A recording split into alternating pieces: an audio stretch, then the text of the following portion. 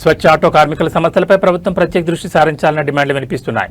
ప్రజల ఇళ్ల నుంచి ప్రతిరోజు చెత్తను సేకరిస్తూ నగర పారిశుద్ధ్యంలో కీలక పాత్ర పోషిస్తున్న కార్మికులకు ఉద్యోగ భద్రత కల్పించాలని వారు కోరుతున్నారు. కేంద్ర ప్రభుత్వం తీసుకొచ్చిన సాలిడ్ వేస్ట్ మేనేజ్మెంట్ రూల్స్ 2026 అమలుపై స్పష్టత ఇవ్వాలని విజ్ఞప్తి చేస్తున్నారు. రాంకీ సంస్థను వెంటనే రద్దు చేసి కార్మికుల ఉద్యోగ భద్రతను కాపాడాలని కోరుతున్నారు. ప్రజల ఇళ్ల నుంచి నిత్యం చెత్తను సేకరిస్తూ నగరాన్ని పరిశుభ్రంగా ఉంచడంలో కీలక పాత్ర పోషిస్తున్న స్వచ్ఛ ఆటో కార్మికులు తమ సమస్యలను ప్రత్యేక లా కమిషన్ ఏర్పాటు చేసి ప్రభుత్వం పరిష్కరించాలని కోరుతున్నారు.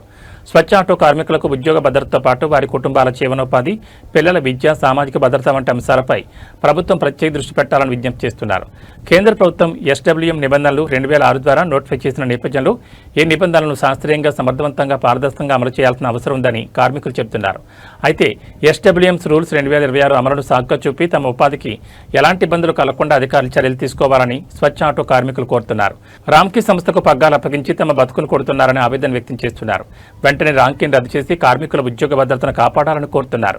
స్వచ్ఛ నగర నిర్మాణంలో కీలకంగా పనిచేస్తున్న తమకు ఉద్యోగ భద్రత, సంక్షేమం కల్పించడంతో పాటు SWM రూల్స్ 2026 అమలుపై స్పష్టమైన మార్గదర్శకాలు ఇవ్వాలని స్వచ్ఛ ఆటో కార్మికులు డిమాండ్ చేస్తున్నారు. నేను ఎమ్మెల్యేగా మీకు మాట్లాడే బాధ్యత లేదా? మీరు మాట్లాడాలా, ప్రజల పక్షంలో మాట్లాడాలా, కార్మికుల పక్షంలో మాట్లాడాలా. కానీ ఒకే ముఖ్యమంత్రి రాష్ట్ర పరిపాలన చేస్తామంటే ఇది ఎక్కడ దొరచనమండి? ఇది ఎలా? నేను అడుగుతా ఉన్నాను. అసెంబ్లీలో కూడా ఈ SWM రూల్స్ ఏం చెప్పింది న్యాయ నిపుణులతో చర్చించి ఒక కమిటీ వేసి మీరు ఎలా కార్మికులకు న్యాయం చేయాలని కోరుకుంటా ఉన్నాను. ఇంకోటి విషయం ఏంటంటే, ఈ రాష్ట్ర ప్రభుత్వం చెప్తా ఉంది ఏంటంటే SWM రూల్స్ సెంట్రల్ ఇచ్చిందంటున్నారు. మరి SWM రూల్స్లో ఏమని ఉందంటే ప్రైవేట్కి ఇవ్వమని చెప్పలేదు. ఎక్కడ కూడా ప్రైవేట్కి ఎక్కడ కూడా ఇవ్వమని చెప్పలేదు. కానీ వాళ్ళు ప్రైవేట్ అనే ఒక సంస్థ తీసుకొచ్చి ఇస్తూ ఉన్నారు.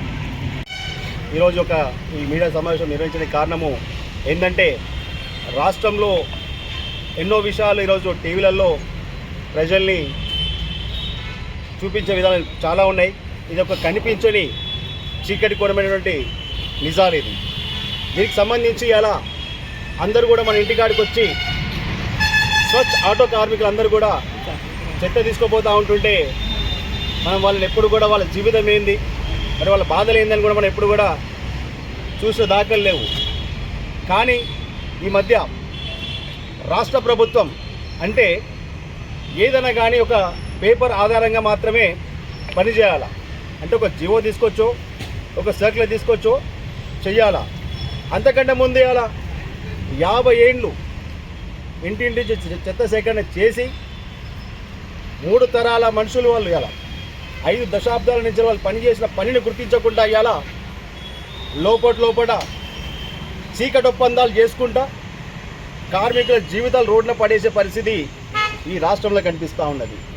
మరి ఈ రాష్ట్రంలో కనిపిస్తున్న దానికి కమిషనర్ దగ్గరికి వెళితే CMC కమిషనర్ గారు కానివ్వండి, MMC కమిషనర్ కానివ్వండి, GHMC కమిషనర్ గారు కానివ్వండి, అలాగే ఈ 3 కమిషనర్ని కలిపి ఒక స్పెషల్ చీఫ్ సెక్రటరీ గారిని కూడా అపాయింట్ చేశారు ఈ రాష్ట్ర ప్రభుత్వము. మరి ఈ యొక్క స్పెషల్ చీఫ్ సెక్రటరీ గారు ఏం చేయాలంటే కార్మికులందరినీ కూడా కూర్చోబెట్టి SWM